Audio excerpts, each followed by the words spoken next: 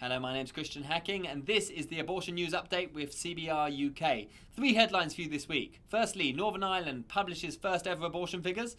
Secondly, the fight for free speech outside of abortion clinics continues. And finally, YouTube reinstates our abortion reality video. All of this and more. Now, the first ever Irish abortion figures are out since abortion was forcibly imposed on them by the UK government in March. Now, the figures released early to the Belfast Telegraph show that 664 unborn babies have been killed by abortion pills in that time. To put this into perspective, that's 664 women going through the indignity of expelling their unborn babies at home without medical supervision, all in the name of progress. Now, this law was pushed through under the false presumption that the Northern Irish people wanted it. Well, these figures further prove that there's no such a demand from the majority of the Northern Irish.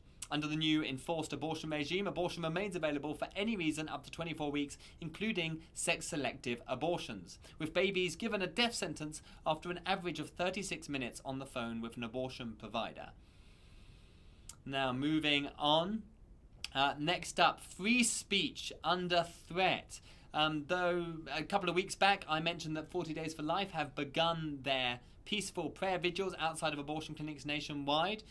Well, this has attracted significant local press coverage in York and Manchester. In particular, in Manchester, where the council is planning to bring in the third ever censorship zone around the Mary Stopes Clinic tomorrow. Now, over 14,000 unborn babies have been brutally killed in that clinic over the last 2 years, and yet again they are being allowed to change the subject, and relying on the same and increasingly stale raft of false allegations that they always do in the hope to criminalise lawful activities and protect the interests of the abortion industry.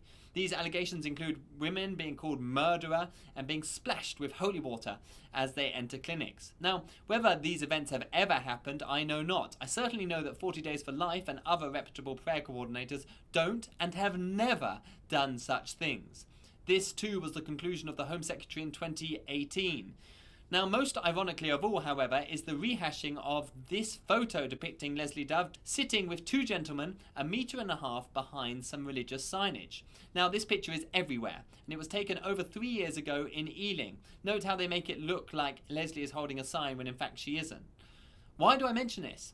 Well, because I happen to know her personally, and she is a peaceful, be it an impassioned protester. She is also an avowed atheist, which makes the holy water accusation even more ludicrous. Richard Dawkins is more likely to be seen throwing holy water over people entering clinics than her. I don't know, perhaps he would do that just to generate some more false allegations. I wouldn't put it past him. The point is this: keep going 40 Days for Life. Unlike the clinics you are praying for, you have nothing to hide. One day, hopefully everyone else will come to realise this too. And finally, I have some fantastic news for us. Last week I told you that YouTube had taken down our abortion reality video.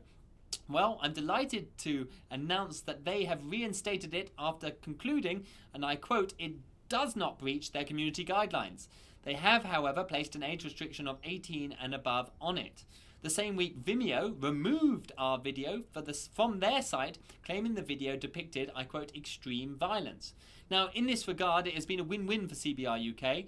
The reality of abortion is still in the public domain, but now a leading video platform has inadvertently criticised abortion for what it is, an act of extreme violence. Vimeo, we're disappointed by your decision, but we can at least agree on that abortion is an act of extreme violence. We will be challenging Vimeo's decision and insisting that YouTube lowers its cap to 16, the legal age of consent in the UK, and we'll let you know how we get on. That's your news update with me, Christian Hacking. Do like, share, subscribe and donate to this life-saving work, and I will see you next week.